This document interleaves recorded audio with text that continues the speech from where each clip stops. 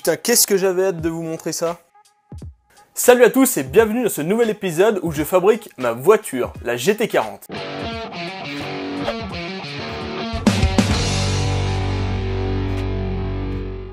Je vous rappelle que vous pouvez trouver tous les anciens épisodes sur la playlist, donc n'hésitez pas à la consulter. Donc maintenant que le moteur il est posé, je vais pas le dégager tout de suite. C'est prévu puisque de toute façon il faut repeindre tout le châssis, refaire le moteur, donc c'est pas du tout le montage définitif que vous avez vu dans la dernière vidéo. Mais vu que maintenant il est posé, on va pouvoir s'attaquer à tous les composants qu'il y a autour. Et dans tous ces composants, il y a un truc que je voulais vraiment faire, c'est la commande de boîte de vitesse. En plus c'est de la petite mécanique, donc ça change un peu des boulons M16. Alors je le vois à 2 km, la question qu'on me pose tout le temps, c'est quoi le moteur que j'utilise? Eh ben c'est un moteur V8 d'une Audi A6 que j'ai acheté pas très cher.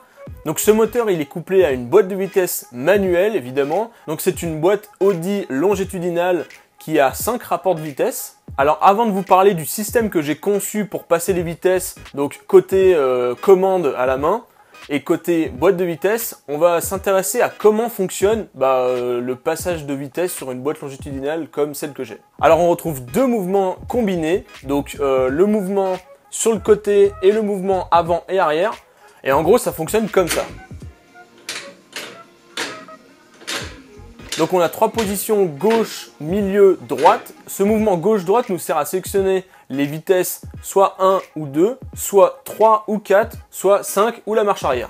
Ensuite, en fonction de ces 3 paires, avec le devant et arrière, on peut sélectionner une des 2 vitesses.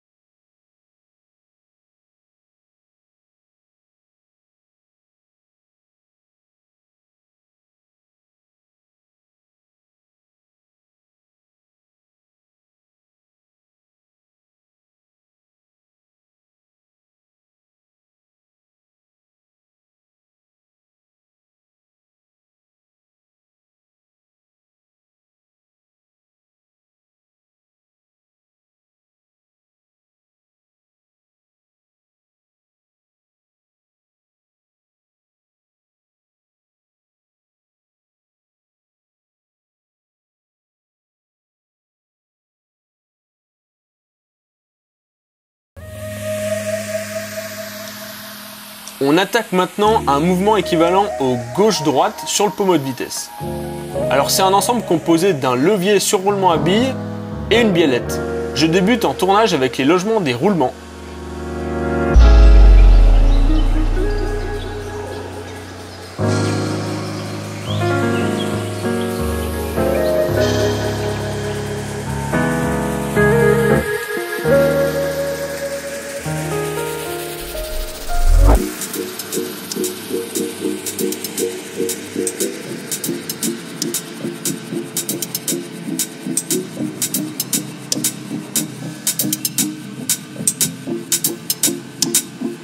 Perçage, alésage intérieur, contrôle, réalisage, test, on tronçonne, on retourne et fait tourner rond et on refait la même chose de l'autre côté.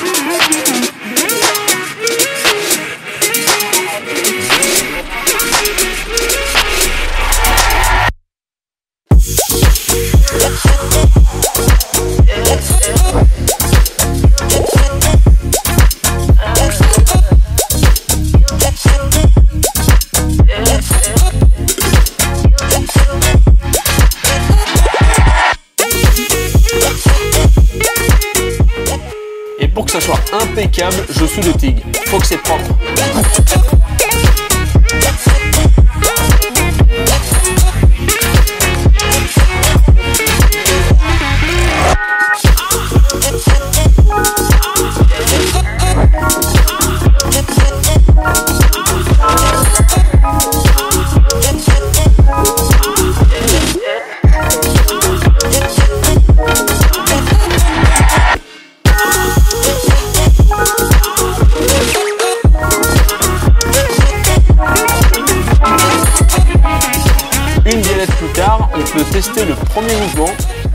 c'est validé.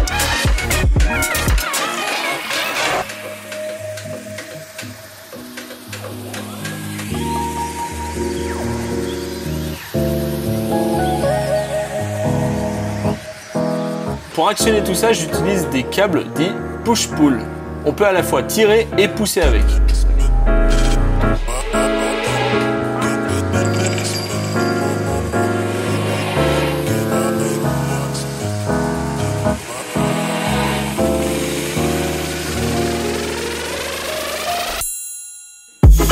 Je réalise une plaque pour supporter les deux câbles.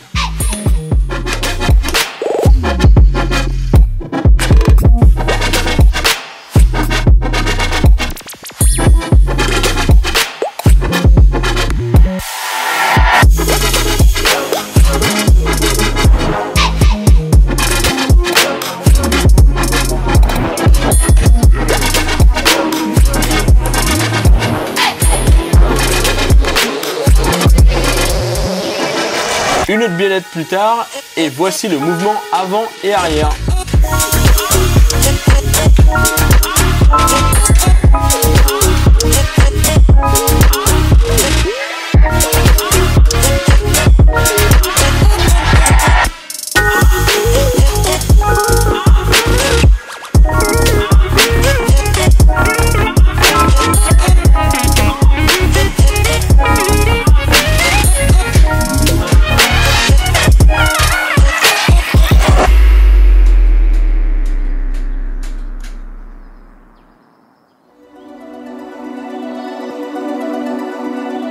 Côté boîte, c'est terminé. Maintenant, je vais réaliser ce qu'on appelle le shifter.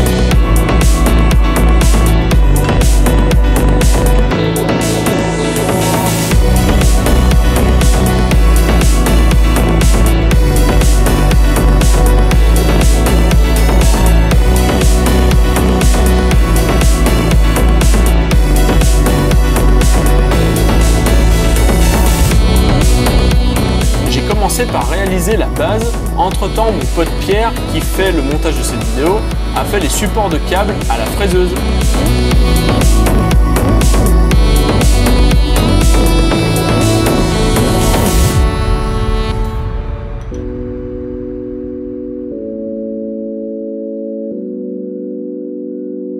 Pareil ici, j'ai fait le lever de vitesse et lui m'a fait une vis spéciale.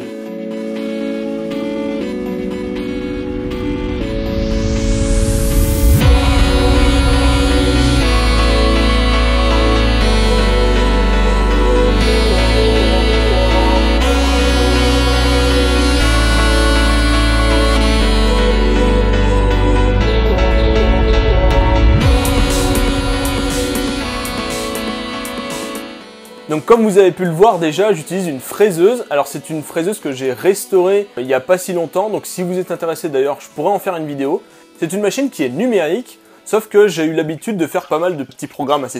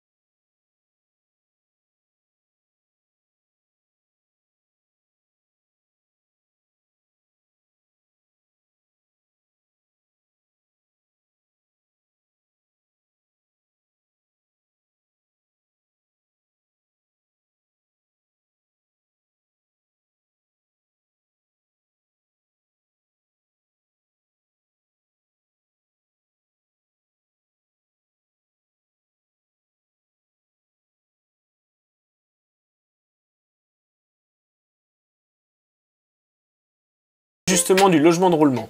Donc je prends une mesure et je lance le programme avec les bonnes corrections.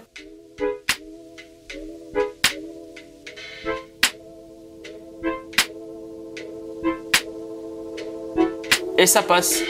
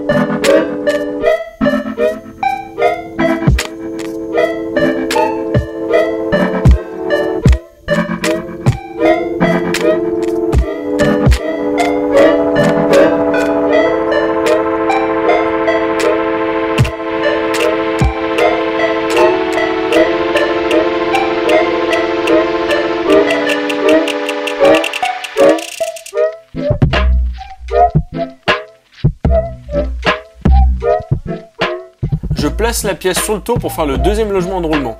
Pour que les deux roulements soient concentriques et donc qu'ils aient le même axe, je contrôle et règle la pièce avec un comparateur Pépitas. Quand l'aiguille ne bouge plus, c'est que c'est bon.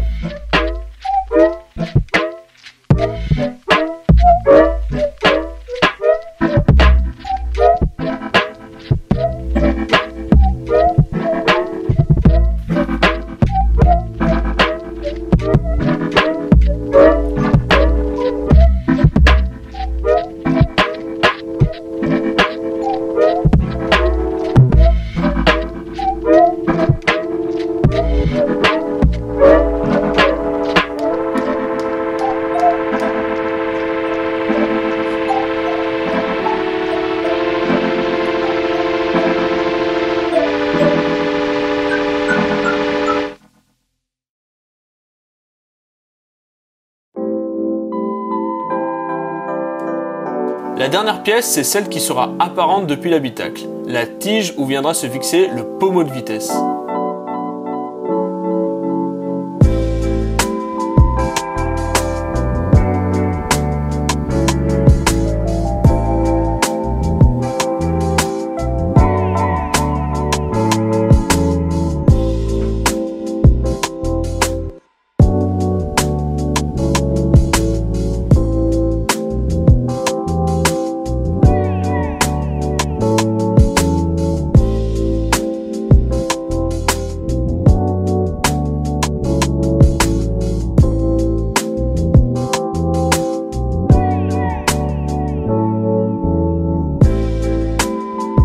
Voilà, toutes les pièces sont prêtes pour l'assemblage.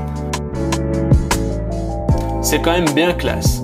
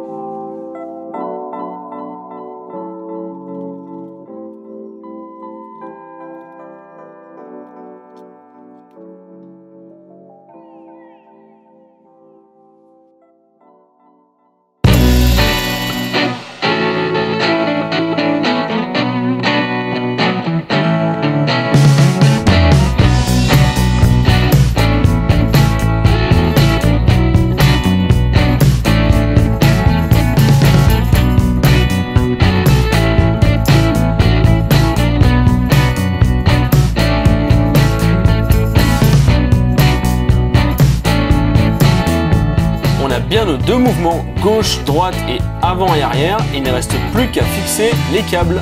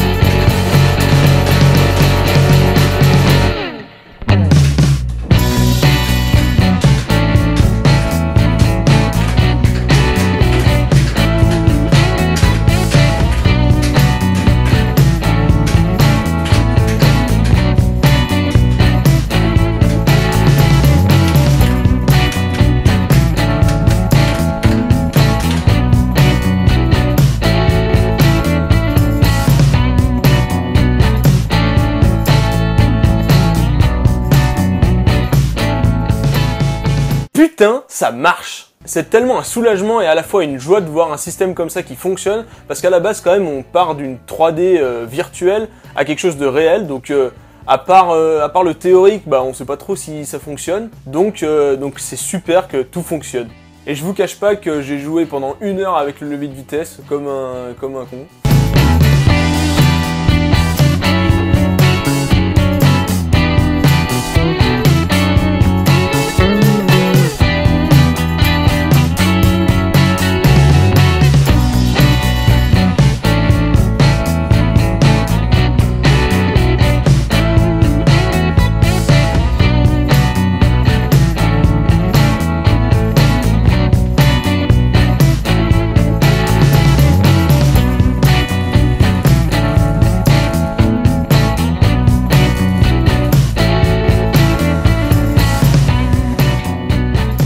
Pour fixer tout ça, je dois faire la poutre centrale du châssis.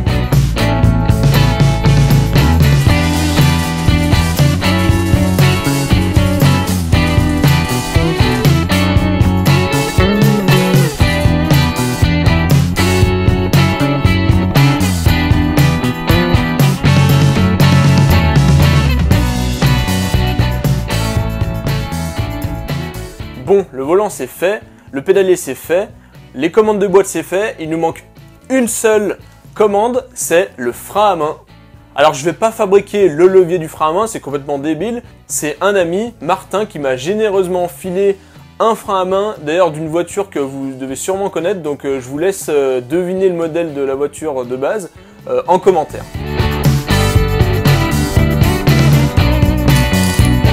Ici, rien de plus simple, le frein à main est fixé avec 2 pattes soudées sur le châssis.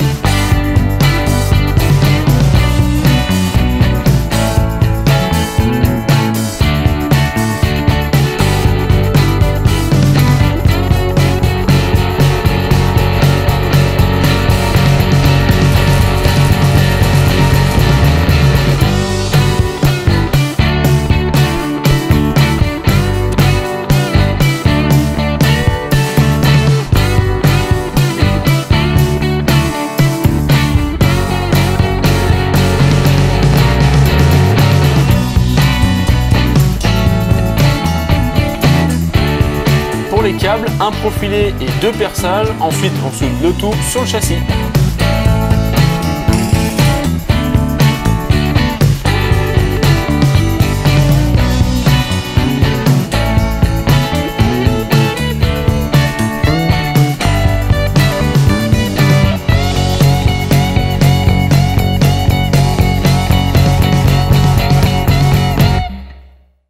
Bon, les sièges sont en place. D'ailleurs, si vous avez loupé la vidéo, elle est dispo ici. On va maintenant pouvoir tester les commandes de la GT40.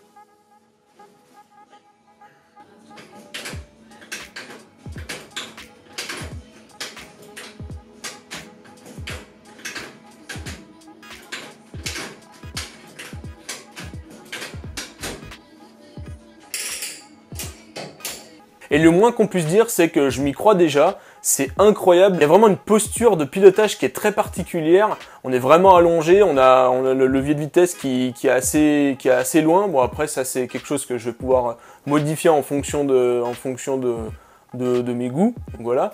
C'est aussi ça l'avantage de fabriquer sa propre voiture. Et donc pour résumer, c'est totalement dingue. Alors j'en ai profité aussi pour faire des petites pièces à la fraiseuse pour guider mes câbles, donc des attaches câbles. C'est des petites pièces de merde, mais ça prend quand même un petit temps à faire. Et voilà, c'est la fin de cette très longue vidéo. Merci de l'avoir regardée. N'hésitez pas à mettre un pouce bleu si vous avez aimé. J'ai adoré vous parler de cette partie de la voiture parce que en même temps, c'était quelque chose que je ne savais pas du tout comment faire à la base. Hein. C'est pas quelque chose que je savais, les commandes de boîte, etc. Donc j'ai vraiment appris sur les commandes par câble et j'avais vraiment hâte de vous faire voir ça. En plus, ça change de la grosse mécanique comme on a pu faire sur la chaîne. Alors, petite information, car j'ai souvent la question, tout ce que j'assemble, ce ne sont pas des montages définitifs. Je suis juste en train de mettre des pièces pour faire des pièces à côté. Je sais pas si vous voyez le truc. Donc, le délire, c'est de faire, de positionner chaque pièce, faire les pièces qui sont autour, donc voir si ça passe et tout avec les interactions entre les pièces. Ensuite, on redémonte tout. On va peindre le châssis, évidemment, toutes les pièces mécaniques. Et ensuite, on fait un assemblage final avec la vraie visserie, les pièces qui sont toutes peintes, le moteur qui sera bien sûr restauré avant, nettoyé, repeint, etc. Tout ce que vous voulez. Et donc voilà, c'est pas le montage définitif, ce que je vous fais voir en ce moment. J'en profite aussi pour remercier Pierre de Cinematic Flow qui me fait le montage encore une fois de cette vidéo. Donc merci à lui. Et n'hésitez pas à aller voir sa chaîne, elle est en description de la vidéo.